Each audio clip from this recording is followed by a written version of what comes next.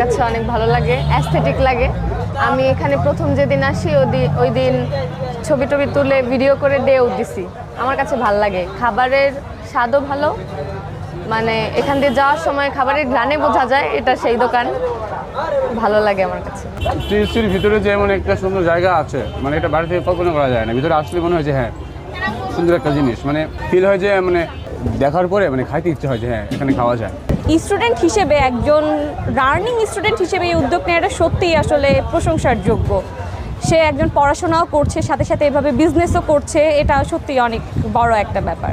টিএসসির মধ্যে এই জায়গাটাই সব থেকে বেশি ভালো লাগে, কারণ আশেপাশে আসলে বন্ধুদের সাথে আড্ডা দেওয়ার মতো ওরকম পরিস্থিতি তৈরি হয় না, কারণ অনেক ভিড়ভাট্টা থাকে। এই জায়গাটা আসলে অনেক ভালো লাগে, এই ড্রয়িংগুলা স্পেশালি, তারপর বসার জায়গা, ফ্যান ট্যান সব কিছু মিলায় খুব ভালো লাগে এই জায়গাটা। আর এখানে হচ্ছে কেউ স্মোক টোক করতে পারে না, যার কারণে আমরা মেয়েরা আসলে এখানে অনেক সেফ ফিল করি। আমি পড়ালেখার পাশাপাশি একটি ফুড কার্ট চালাই, যেটা অবস্থিত হলো জগন্নাথ ইউনিভার্সিটি টিএসসিতে। এখানে আমার একটা ইচ্ছা ছিল ইউনিভার্সিটিতে আসার পরেই, এখন তো আমি 4th ইয়ার, তো আমার ইচ্ছা ছিল যে আমি এমন একটা দোকান দিব যেখানে সবাই বসে আড্ডা দিতে পারবো, আমরা বন্ধুদের সাথে অনেক সময় কাটাতে পারবো। আমাদের টিএসসিতে এমন কোনো প্লেস নেই যেখানে আমরা বসে সচরাচর আড্ডা দিতে পারি, এমন কোনো পরিবেশও কেউ তৈরি করতে পারেনি। তো আমার একটা প্ল্যান ছিল যে আমি এমন একটা পরিবেশ তৈরি করি আমাদের স্টুডেন্ট ফ্রেন্ডলি, যেখানে সবাই বসে নিজেদের মতো করে আড্ডা দিতে পারবে, নিজেদের ইচ্ছে মতো নিজেরা কি পছন্দ করে সে অনুযায়ী খাবার খেতে পারবে। কারণ আমাদের টিএসসিতে এক এক দোকানে এক এক রকম খাবার পাওয়া যায়, কিন্তু স্টুডেন্টের কথা চিন্তা করে কোনো খাবারই রাখা হয় না।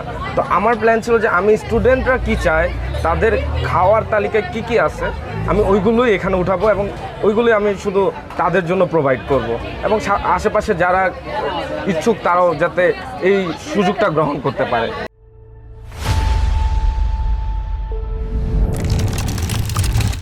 আমাদের প্ল্যান ছিল যে যেহেতু বাঙালিয়ানাটা আমরা অনেক বেশি পছন্দ করি, আমরা বাঙালি হিসেবে আমরা বাঙালিয়ানাকে অনেক ধারণ করি, সেখান থেকে আমাদের ইচ্ছে ছিল যে আমরা এই বাঙালিয়ানাটাকেই যাতে আমরা আমাদের পরিবেশটাতে ফুটিয়ে তুলতে পারি, ঐতিহ্যটাকে যেহেতু ফুটিয়ে তুলতে পারি। যেহেতু দেখা যাচ্ছে যে আমি আমার ইউনিভার্সিটির নাম অনুসারে নাম দিয়েছি জগাবাবুর আড্ডাশালা, যাতে আমার জগন্নাথটাকে একটু হাইলাইট করা যায়।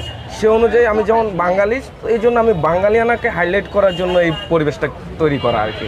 আমাদের জগাবাবুর আড্ডাশালায় চা পাওয়া যায়, রং চা, মালাই চা, তারপর খিচুড়ির মধ্যে পাওয়া যায় রোস্ট পোলাও, রোস্ট খিচুড়ি, যা অনেক সুলভ মূল্যে, বাইরে যেটা 130 থেকে 140 আমরা তা দিচ্ছি 80 টাকায়। চা রেগুলার প্রাইস অন্যান্য দোকানে যা, ওইখানে পরিবেশ নেয় বসার, কিন্তু আমি পরিবেশও তৈরি করে দিয়েছি এবং চায়ের দাম ঠিক তেমনই রেখেছি আর কি। আমাদের ইউনিভার্সিটির বেশিরভাগ স্টুডেন্টই স্ট্রাগল করে আসে, তো আমার প্ল্যান ছিল যে ঠিক আছে আমি এমন একটা প্ল্যান করি যে আমার সাথে সাথে যেহেতু আমার কিছু বন্ধুবান্ধব উপকৃত হয়, তো সে অনুযায়ী আমি অনেকজনের সাথে কথা বলে একটা সার্কেল তৈরি করি, যাদের প্রয়োজন যে এমন একটা পরিবেশ তৈরি করতে চাচ্ছে অথবা কিছুটা অ্যামাউন্ট নিজে থেকে ইনকাম করতে চাচ্ছে যাতে নিজে চলতে পারে। তো আমার প্ল্যান ছিল ঠিক আছে আমি এমন কিছু উদ্যোক্তা যারা চায় যে নিজে কিছু করার, তো আমি সবাই মিলে একটা প্ল্যান করে আর কি যে ঠিক আছে আমরা এটা করতে পারি। ইনকাম হয় কেন?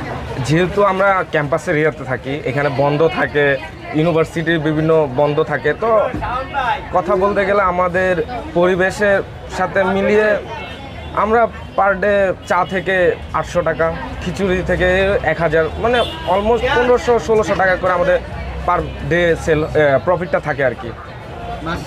মাস শেষে 30 থেকে 40 হাজার টাকা, বিভিন্ন কস্ট বাদ দিলে আর কি, সব কস্ট বাদ দিলে। আসলে জবটা তো সিকিউর না, যে কোনো সময় চলে যাইতে পারে বা কিছু হইতে পারে। তা আমার উদ্দেশ্য হলো যে ঠিক আছে জব তো একটা টার্গেট থাকতেই পারে, জব তো একটা টার্গেট থাকতে পারে, কিন্তু আমার যদি একটা লং টার্ম একটা টার্গেট থাকে তাহলে আমি ছোটোখাটো একটা ফুড কার্ট দিয়ে অতটুকু পর্যন্ত যাইতে পারবো, তারপর জবের প্রিপারেশান তো সাথে নেওয়াই যায়। তো জব হলে আমার এটাও থাকলো ওইটাও থাকলো, তাহলে তো এটা ভালো।